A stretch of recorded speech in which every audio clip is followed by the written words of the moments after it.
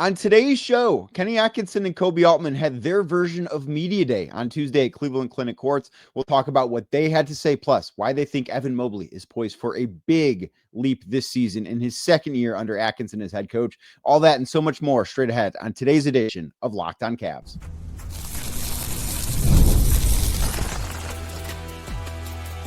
You are Locked On Cavs, your daily Cleveland Cavaliers podcast, part of the Locked On Podcast Network, your team every day. What's up, everybody? My name's Danny Cunningham, and you might know me from my time covering the Cleveland Cavaliers, places like my Substack, The Inside Shot, Cleveland Magazine, 92.3 The Fan, and a number of other stops along the way. And I just want to say thank you to you for making Locked On Cavs your first, or maybe in this case, second listen of the day. You can find the podcast anywhere you get them. Apple, Spotify, or anywhere else. Make sure to drop us a 5-star rating, leave us a nice review, and of course, be a friend. Tell a friend about the show. Make sure you're subscribed. Make sure a friend is subscribed as well. And if you're watching us on YouTube as we get started, do us a favor. Hit that thumbs up button for us, click subscribe, and hit that notification bell so you don't miss the latest Locked On Cavs content, a proud part of the Locked On Podcast Network, your team every day. On Tuesday morning, Cavs head coach Kenny Atkinson and president of basketball operations Koby Altman gave their media day address to the media. They spoke for roughly 55 minutes, just under an hour, fielded questions that spanned a wide range of topics. Today on this show, going to talk Evan Mobley. We will talk Darius Garland's timeline and a few other things. This is going to be part one of a two-part episode because tomorrow's show is going to cover everything that happened at their media day that, quite frankly, I just don't have enough time to get into on this one episode. So make sure you are subscribed everywhere so you don't miss that one as well. But the thing that I do think is the most important thing to come out of what Koby Altman and Kenny Atkinson had to say is that internal growth, once again, is a big part of what they expect. Now, last year, they went into the season with essentially the same exact roster as they had had the year before. That is not the case this year, as they did make some offseason additions. There were some offseason subtractions as well. Ty Jerome, Tristan Thompson not currently back with the team, and Isaac Okoro as well. And bringing in guys like Lonzo Ball and Larry Nance Jr., as well as drafting Tyrese Proctor. But the biggest area where they're looking to be different is once again Evan Mobley. And this was a very common theme going into last year. If you go all the way back 300 and however many days ago to what I talked about after Kenny and Koby spoke prior to Media Day, it was the Friday before Media Day is when they spoke last year. If you go all the way back and listen to that episode, there was a lot of talk about Evan Mobley, and they were expecting Evan to take a leap forward, particularly on the offensive end. I don't know how much room they expected him to grow defensively. Of course, they expected him to be in the Defensive Player of the Year conversation. He went out and won that, and I believe they expect him to be in that same conversation, if not win the award again this year. But they expected him to take a very, very sizable leap forward on the offensive end of the floor last year. And he went out and did that. And that's a big reason why Evan Mobley was second team All-NBA last year and had a career year on that side of the floor. This year, they're expecting another leap from Evan Mobley. And that is the most important thing that could come out of today. There were more newsier topics that I'll get to in a little bit. But the fact that they believe that Evan Mobley is still in the midst of his ascension, and I truthfully think that they're at the point where they don't think he is even close to the player that he is going to be. But I think that is the best news, and I think that is a very good thing to set expectations for the Cavs this year. And one of the things that really caught my eye, or I guess caught my ears, as it pertains to Evan Mobley, is that they spoke about him as a player that has a renewed confidence, if you will, that it's almost unrecognizable from what he was previously. And I asked Koby Altman about Evan specifically because he was asked by Chris Fedor in a previous question about internal growth and stuff like that and what they needed to do to take that next step. And I asked, where do you expect Evan to grow on the floor? Like, what do you think is going to look different because of his growth? And he thinks that they saw the growth offensively last year, which obviously they did.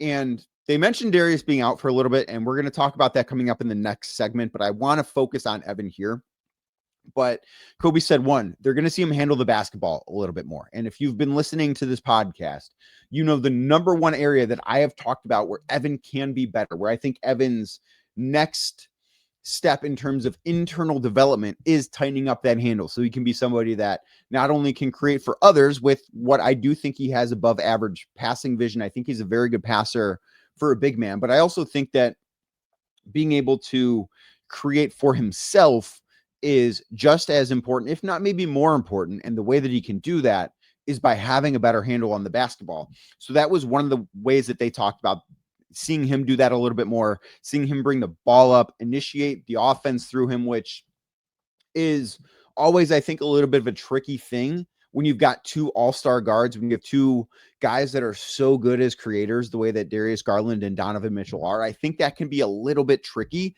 So I am very interested to see how that plays out. But seeing him bring the ball up more, initiate plays in the half court more, certainly from the elbow, being that offensive hub that they did speak about last year, and that did happen at times last year. But I think doing that more frequently is one of the things that they're looking at. And the things that we've not seen yet are what really interests me about what Koby and Kenny had to say here. Because we can look at, the Instagram reels or the Twitter videos of guys going through off-season training and working on their bag, so to speak. And none of that stuff really matters to me because those settings are so different than an NBA game. But I do think that when you hear what they've done from coaches, from decision makers, that is when it starts to matter for me. And Koby said, if you watch him this offseason, Evan has been locked in. He's really serious about taking that leap to being a top 5 player in the league. That is, I think, one, extremely lofty standards. And I don't think Evan's going to get there this year. Like if we are talking 8 months from now, that Evan Mobley was a top 5 player in the NBA, the Cavs are going to win the title. Like that, the Cavs will win the championship this year if Evan Mobley is a top 5 player in basketball. I don't know if I expect the Cavs to win the title yet. I'm not sure that I'm quite there, but I don't expect Evan Mobley to be a top 5 player in basketball. I think that is in his future, but I'm not sure that it's quite there right now.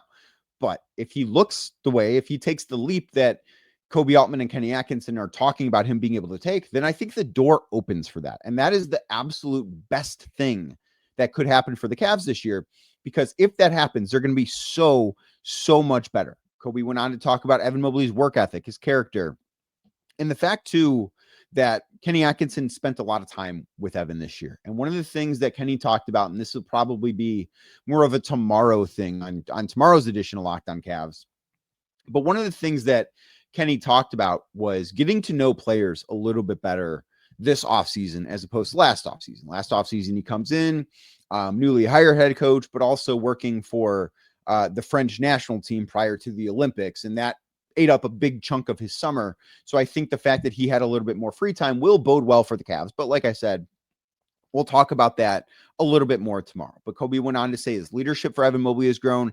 The fact that he hosted, I should say, a player-led minicamp out in LA over the course of this offseason. Certainly a good thing. Most of the teammates were there. I don't think everybody from the Cavs roster was there, but a good chunk of guys were out in LA working out with him. And one of the other things that I think we're going to see differently about him is I think Evan's going to look strong. I think he's going to look like a stronger player than he was last year. And that is one of the things that Kenny Atkinson brought up. Last year at Media Day, I remember asking Evan Mobley because he looked bigger. Like he looked like he had added weight. And I remember asking him how much muscle he put on, like what changed about his body. And he didn't want to get into specifics, just that he had put on weight and he did feel stronger, but he didn't want to put a specific number on it or really go into depth. And I can understand and respect that. But Kenny was asked what we're going to notice about Evan Mobley. And Kenny said, you're going to notice how much stronger he's gotten. And it's the natural evolution for him to make. And he is still, and I think that in the NBA, when guys come into the NBA as young as they do, I think we can often lose sight of what their maturity process is like. And I'm not talking mental maturity. I'm talking like just physically maturing, because Evan Mobley coming into the NBA at 19 or 20 years old as a rookie, he's like, he is an adult, but he's not a grown man yet. Like, your body is just still physically developing. You're not done. Maybe you're done growing in terms of height when you're 18 or 19, but you're not done physically maturing. And I still don't think at 24 years old, I don't think Evan Mobley is done physically maturing. Like, I still think, and you can go look at guys, I think it's a fun exercise to do, but go look at guys, maybe not as much guards, but go look at wings in the NBA when they come into the NBA at 18 or 19 years old, and then go look what they look like at 26. Now, Evan is right in the middle of that. He's not 18, 19 anymore, but he's not 26 either. He's not reached his physical peak yet. And I think that is an important thing to remember as we work through this. But Kenny said that we're going to notice how much stronger Evan Mobley has gotten. And that's just the natural evolution for him as he does physically mature. And one of the things that I do think is important that Kenny brought up is the seriousness in which Evan approached this offseason in terms of molding his body, in terms of adding strength, in terms of becoming a more physically imposing player. And he said that's not something that he knows exactly how to define, but he also feels like there's a confidence brewing in Evan that we have not yet seen, that we have not seen before. And I thought last year, Evan looked like a much more confident basketball player. Like, I did think that was a noticeable thing, that he looked, maybe in the past, he could look a little tentative, particularly offensively. But last year, I thought that he did look more confident. Like, I thought that was a very noticeable thing. And this year, Kenny Atkinson says we should expect that to increase even more. And I think if that to me says, okay, Evan is going to be a more aggressive basketball player. Like, I certainly equate confidence with aggressiveness. Now, there can be overconfidence and overaggressiveness, which are bad things, both of them. But I equate with Evan, where he is right now, if he is a more confident player than he was last year. One, I look at that as an offensive thing, because I don't think Evan needs more confidence defensively. He's got a trophy somewhere in his house, I imagine, that tells him, yeah, you're pretty good defensively. And the fact that he's been an all-NBA defender a couple of times now, I think tells that story. Like, he doesn't need more confidence on that end of the floor. But if he's a more confident player offensively, I believe he's going to be more aggressive offensively. I think ultimately that's going to be a really, really good thing for the Cavs, because if he's a more aggressive player offensively, despite the fact that, as Koby Altman noted, the Cavs had the number 2 offense in terms of efficiency in NBA history last year, I think it can get better. And I think Evan Mobley is a big reason why it can get better. Now, part of the growth for Evan Mobley might be playing without Darius Garland for a little bit. The Cavs didn't want to put a timetable on it, but I do think they're going to be without Darius Garland to begin the season. We'll talk about that next right here on Locked On Cavs. But first, today's show is brought to you by FanDuel. The NFL season is here, and FanDuel is making sure that you're ready for kickoff with a can't-miss offer, because right now, new FanDuel customers can bet just $5. And if that first $5 bet hits, you will get $300 in bonus bets to use all across the app. That sounds like a great deal, because that is a great deal. In the NFL, we had a great Monday night game last night between the Detroit Lions and the Baltimore Ravens. And on Sunday, more importantly, we saw the Cleveland Browns beat the Green Bay Packers. The Browns were 8.5-point underdogs at home against Green Bay. Well, now they hit the road to head to Detroit. The Lions are 8.5-point favorites. The Browns are once again, as has been common this year, one of the biggest underdogs in the NFL. Week 1, they were, I believe, 5.5-point underdogs. Might not have been the biggest spread. Week 2, they were the biggest spread. Week 3, they were the second biggest spread. Week 4, they are the second biggest spread in the NFL. The only team, oh my goodness, the only team that is a bigger underdog than the Browns this week, the New Orleans Saints, are 16.5-point underdogs. That is an outrageous spread for an NFL game. 16.5-point underdogs on the road in Buffalo against the Bills. Maybe the Browns can cover the 8.5-point spread. I imagine they are feeling pretty good, although I don't think they're going to sneak up on the Lions, because Detroit obviously saw what happened on Sunday, although the Lions are on a short week, so that could be something That bodes well for the Browns. So if you're ready to play, download the FanDuel app now by visiting fanduel.com to get started. That's fanduel.com, FANDUEL.com, or download the FanDuel Sportsbook app. FanDuel, America's #1 sportsbook. Thank you again for making Locked On Cavs your first listen today and every day. You can find the show anywhere you get your podcasts, Apple, Spotify, or anywhere else. Make sure to drop us a 5-star rating. Leave us a nice review. Be a friend. Tell a friend about Locked On Cavs. And the newsiest thing to come out of the availability from Koby Altman and Kenny Atkinson on Tuesday is where Darius Garland is at. One of the things that I asked Koby Altman was where Darius is at in terms of his recovery, because as we know, he was injured during the postseason last year, and he needed offseason surgery on the toe that hampered him. Initially, when he had surgery, I believe it was on June 9th, if I'm not mistaken, but initially the timeline was put at 4 to 5 months before Darius Garland would return to play. And when I asked directly about Darius's return, Koby Altman did not want to put a timeline on things. And I do think that's important to note. But I also think that in some of the other answers, Koby and Kenny both told us without necessarily exactly telling us what to expect out of Darius Garland. So I want to read Koby Altman's full answer here because I do think it's an important thing to hear. I asked him where Darius is at, what his offseason has been like, and just like expectations on returning to play. And Koby said, I think this is going to sound counterintuitive because he was hurt, but he had a really good offseason, only because he focused on the things that we've been talking about for a long time, which is weight room strength. More on that in a minute. And because he couldn't touch a basketball for a month, he just had to lift. So he's getting stronger. He's more stout. He has a great attitude. I think he has his mental is in the right place. He's back on the court now. He's doing basketball activities. That is notable. The toe looks good. He feels good. We're certainly not going to put a timetable on it, but he's going to start to participate in limited, and he did emphasize the word limited team activities in training camp, very limited.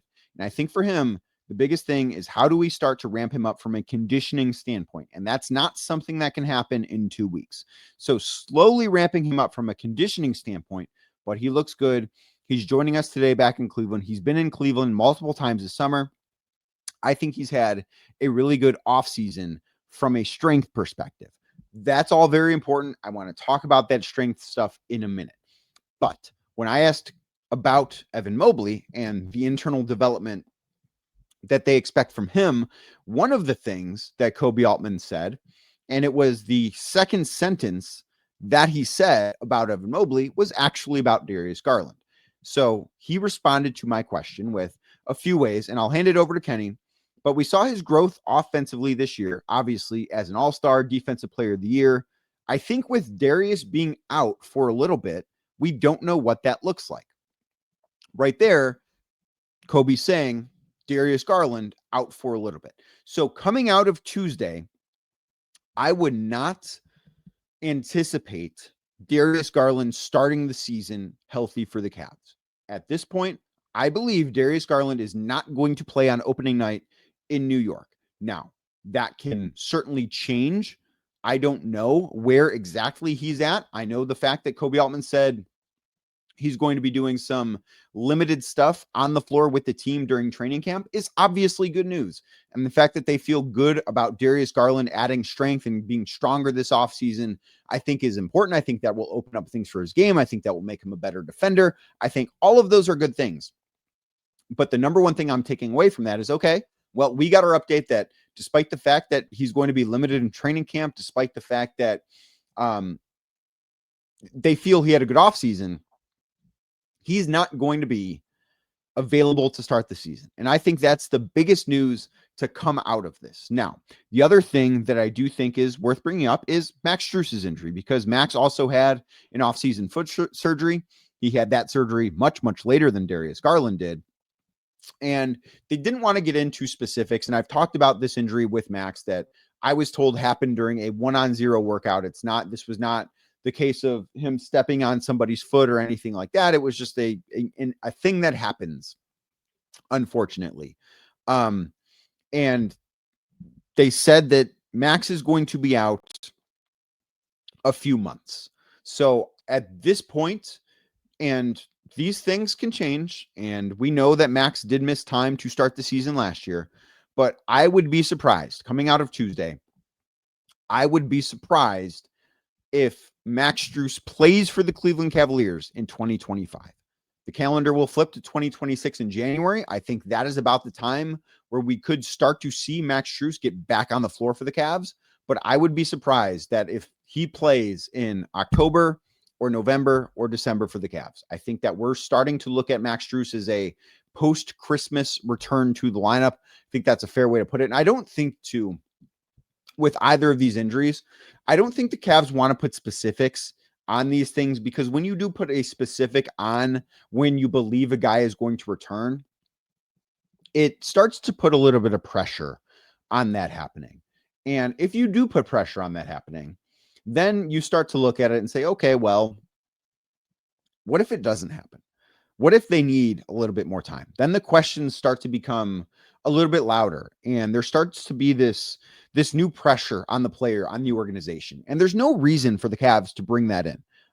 As a reporter, I would love specifics. I would love to know exactly what the Cavs plan is for when Darius Garland is going to be back on the floor, for when they expect Max Strus to be back on the floor. And I'm sure right now that if you did ask them with like truth serum, I don't think that they would have firm dates. Like, I don't think they're circling, oh yeah, when the Cavs play Indiana December 6th or whatever it is, we expect Darius Garland back that day. Now, I would imagine he's going to be back before then, but that was just, I believe, a day that the Cavs have a game in Indiana, if I'm not mistaken.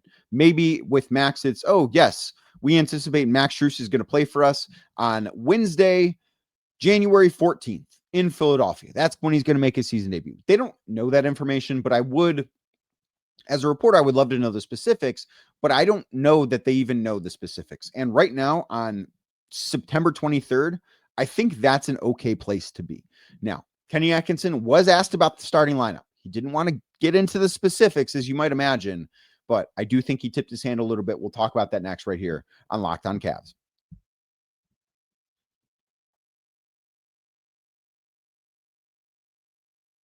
Thank you again for making Locked On Cavs your first listen today and every day. Like I said earlier, if you're watching the show on YouTube, do us a favor. Hit that thumbs up button for us, click subscribe, and hit that notification bell so you don't miss the latest Locked On Cavs content, a proud part of the Locked On Podcast Network, your team every day. As the Cavs have said, Max Strus going to miss months to start the season. They know not going to be available opening night.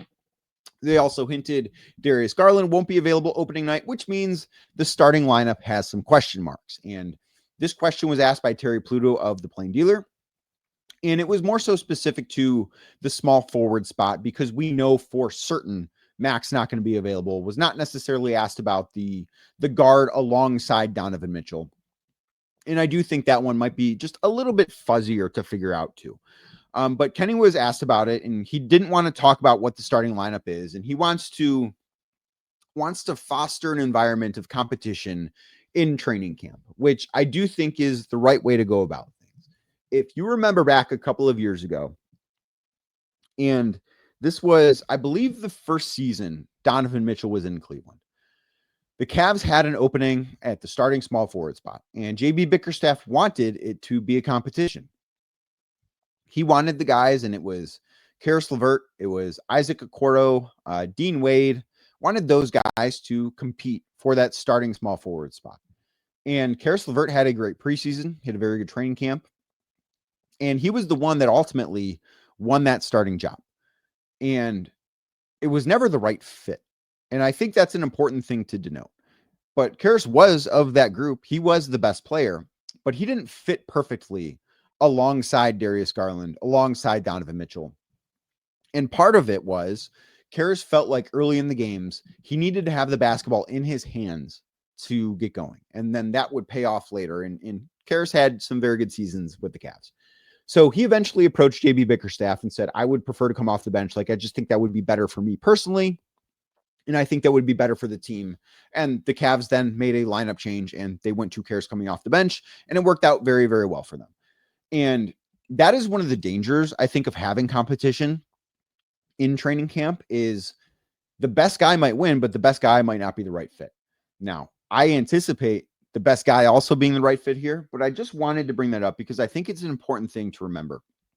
And we didn't quite get the whole, if you think back to when these two spoke last year, Koby Altman called Ty Jerome the MVP of September. And everybody in the media kind of rolled their eyes like, are you serious? Like Evan Mobley is supposed to take this leap and Donovan Mitchell's on the team. And Ty Jerome is the MVP of September, really. And then Ty goes out and has this great season that nobody saw coming. So they were right about that. Well, this year, I'm sort of circling DeAndre Hunter as that guy. And I think I'm doing that because, one, when you are acquired in the middle of a season, the way that DeAndre was last year, it can be really difficult to get your footing. And DeAndre was really good for the Cavs last year. He shot the ball incredibly well. He had a very positive impact on the floor. And I think he fits in really well with this roster. But I do think that having a full summer, getting to know the organization better, the organization, maybe more importantly, getting to know him better, I think that those things can lead to him having a better year. And Kenny Atkinson said, I'll just say right off the top, DeAndre Hunter, you could argue, has been our best player in the offseason. He's had an incredible offseason. And part of that offseason goal for you was to get to know DeAndre better and spend time with him and define his role more. That, to me, it's not quite going out and saying, DeAndre Hunter, MVP of September, MVP of the summer, going to take a huge leap. Like, it's not putting that on the same billboard they did with Ty Jerome last year. But I look at it and say, okay, we should have some high expectations for DeAndre Hunter. That is something that should be looked at as an important thing for the Cavs. Now, he didn't want to go out and just outright say, hey, DeAndre Hunter is going to be our starting small forward, which, again, I understand wanting to foster competition during camp. But he also said, you guys can figure it out. You can do the depth chart and all that. But I do think for our players' sake, we like camp to play out because a million things can happen in this league. So to kind of get in front of it today, I don't feel comfortable doing that. That, to me, is saying you guys can look at the depth chart. DeAndre Hunter is the best small forward on the roster. We don't have a starting small forward right now. He's the one that will be the starter. I would be very surprised if they go a different direction at that spot. I think DeAndre Hunter is going to be the starting small forward, and I don't think it's going to be a thing that is only while Max Strus is out. And I don't think that because I think that DeAndre is going to be so good during the time that Max is out that the Cavs are not going to want to make a change to their starting lineup just for the sake of making a change. So I think that those are the very important things to come out of the media day availability from Koby Altman, from Kenny Atkinson. Now, there was a lot more that they talked about, and that is going to be on tomorrow's episode of Locked on Cavs. We're going to talk about Jalen Tyson. We're going to talk about Donovan Mitchell. We're going to talk a little bit more about Darius Garland. But there was a lot more that they got into. But unfortunately, I cannot squeeze all of that into just one episode of Locked on Cavs. So this is part one of a two-part episode. Part two will be on YouTube tomorrow morning. It will be in your podcast feed, wherever you get them tomorrow morning. So make sure that you are subscribed because the Cavs are back and Locked on Cavs is with you every single step of the way. You can find the show anywhere you get your podcasts, Apple, Spotify, or anywhere else. And if you're watching us on YouTube right now, as we get out of here, do us a favor, hit that thumbs up button for us, click subscribe, and hit that notification bell so you don't miss the latest Locked on Cavs content. I'll be back with part two tomorrow right here on Locked on Cavs.